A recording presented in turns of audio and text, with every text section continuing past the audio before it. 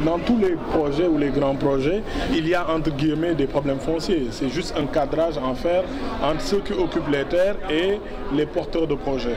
Parce que comme on le dit en Wolof, la terre, souvent, c'est d'abord une forêt qu'on transforme en zone agricole et puis une zone agricole qui devient après une zone d'habitation.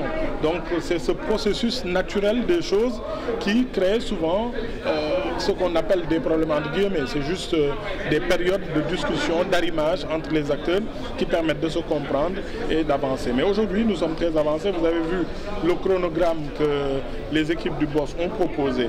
Mais ce qu'il faut magnifier aujourd'hui, c'est que lorsque les partenaires techniques financiers, l'État du Sénégal, l'administration publique, les investisseurs, les entrepreneurs, les banquiers sont ensemble, nous sommes capables de faire de grandes choses.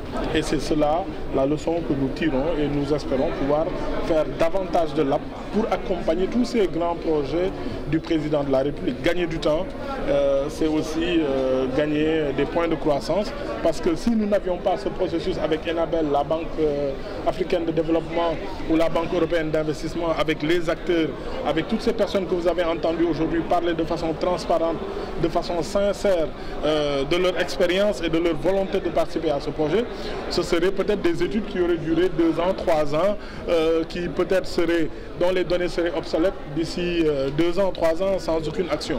Aujourd'hui, lorsque le président parle d'une philosophie fast-track, allez vite, c'est ce que nous essayons de mettre en œuvre avec le BOSS et tous les partenaires du Sénégal. On espère un démarrage rapide.